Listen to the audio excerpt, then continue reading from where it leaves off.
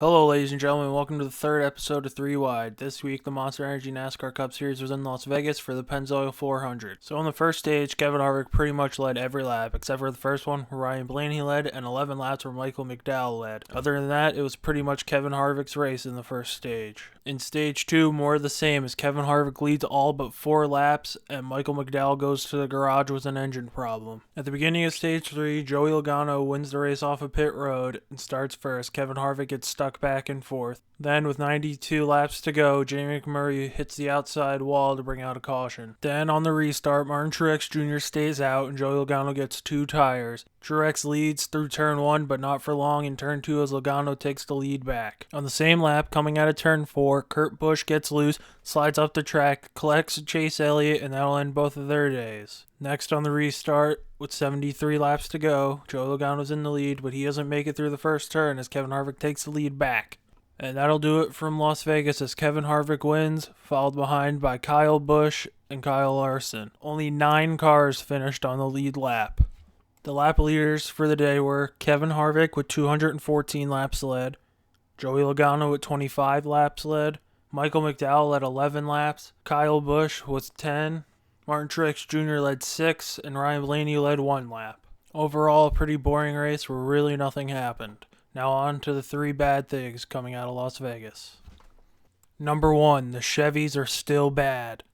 Only one Chevy finished in the top 10, and that was Kyle Larson in 3rd. Other than that, Ryan Newman finished 11th, Jimmy Johnson finished 12th, and Austin Dillon finished 13th.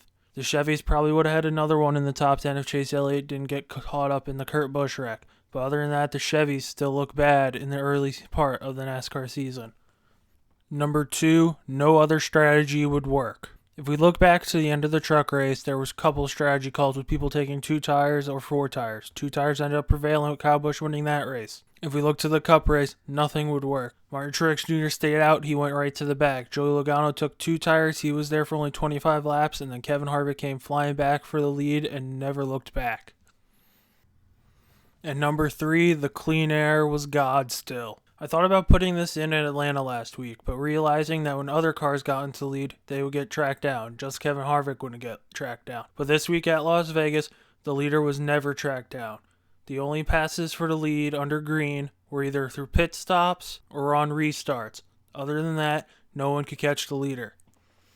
Now on to 3 good things that came out of Las Vegas. Number 1, Ryan Blaney was on the pole. Ryan Blaney won the pole on Friday, giving people hope that this could have been Ryan Blaney's chance to get his first win in the 12 car and the first win of the 2018 season, but that did not come to fruition. Number 2, Front Row Motorsports ran 1-2 for about 10 laps. During about 10 laps in Stage 1, Michael McDowell took the lead with David Ragan right behind him. This gave hope that a little team could potentially pull something off here at Las Vegas. That did not come through as McDowell blew up and David Ragan faded back. Number 3, the Fords keep rolling. If we look at the top 10, Ford had 6 of the 10 top finishers, with only 3 Toyotas and 1 Chevy in the whole top 10. Maybe Brad Keselowski wasn't right about the Fords would be the 3rd best car this season, and now Ford looks to be the top dog in the NASCAR Monster Energy Cup Series. Now onto the 3 things to look forward to this week at Phoenix. Number 1, it's our first short track of the year. As we go to our first short track of the year in Phoenix, this gives everyone a pretty much an equal opportunity to win, as we've seen at Bristol and Martinsville in the past. It doesn't take aerodynamics or any sort of fancy stuff to win at a short track. This maybe will take Chevy to the next level and bring Ford back down to earth.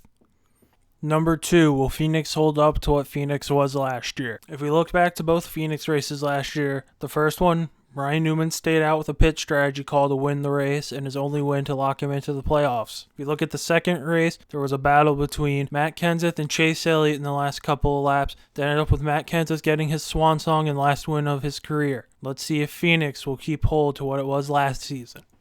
And number 3, will Kevin Harvick keep rolling? In the past, Kevin Harvick has dominated at Phoenix. Last year, he didn't win a race. He finished 5th and 6th. Let's see if his dominance from the early part of this season will keep on rolling into Phoenix this weekend. The 3 drivers I'm looking at this weekend, 1 from each manufacturer, are for Ford, Kevin Harvick. He's been the best so far this season. He usually runs well at Phoenix. Let's see if he can get it done again this weekend. For Toyota, it's Eric Jones. He's in the car that won the second race last season. Let's see if Eric Jones can break through and get his first win of his career in the Monster Energy Cup Series this weekend at Phoenix. And number 3 for Chevy, Chase Elliott. Chase Elliott was merely 20 laps away from getting his first win of his career here at Phoenix in the second race last year and punching his way to Homestead, but instead was run down by Matt Kenseth and finished second. Let's see if Chase will get his first career win this weekend at Phoenix. That'll do it for me this week. Thanks for watching.